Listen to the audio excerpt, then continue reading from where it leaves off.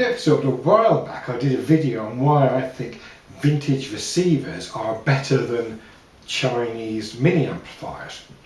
And at the time I used a NAD 7020 as a sort of a comparison, and it was pointed out, I think quite fairly, that, you know, these aren't necessarily, these might be a bit more than the Chinese mini amp. And I mean, to be honest, I have got them, or not got the 7020, but I have got NAD receivers for, you know, 30 or 40 pounds odd.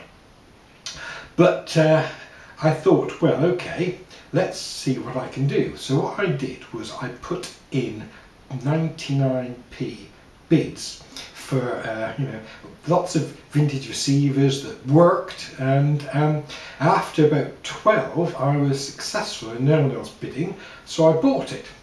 And this cost me, with postage and packing, a grand total of £11.49. So considerably cheaper than a new Chinese mini amplifier. So what do you get for £11.49? Well, I got this. As you can see, it's quite a bit more substantial. And this is the JVC JR-S50. And this is, you know, came out in the late 70s, and it's, you know, quite typical of this. And frankly, I think it looks fantastic. It all works apart from the lights on the tuning dial and the signal strength meter, which is a bit of a shame, because I don't know if you've ever seen any of these old JVCs, but there's kind of lovely sort of light blue, almost sort of budget Macintosh style look about them. But of that, you know, I think it looks fantastic. You know, it's black with these sort of solid aluminium switches and knobs. And frankly, would you rather something turned on and off sounding like this, or this?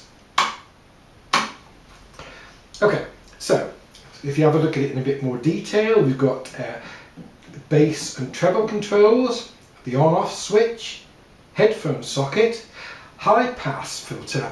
Now that's, I think, to cut out, you know, rumble from turntables, etc.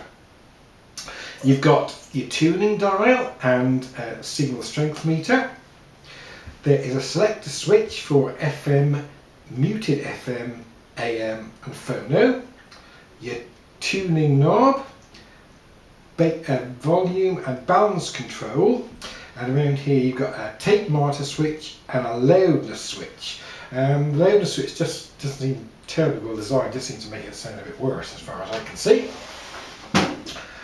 Around the back you've got your turntable inputs.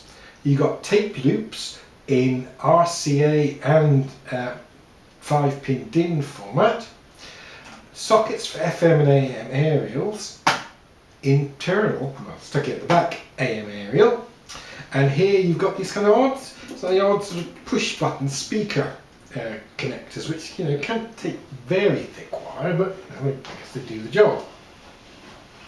And as you can see, this is 6.6 kilograms compared to whatever this is.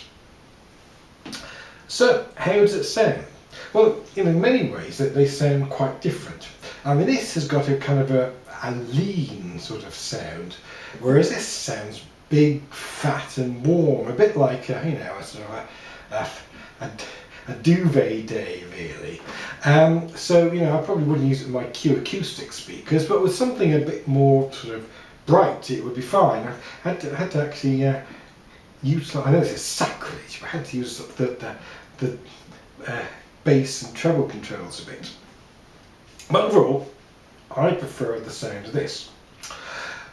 The other thing is, this says on the back 2 times 50 watts output, whereas this says in the specs on the internet 2 times 17.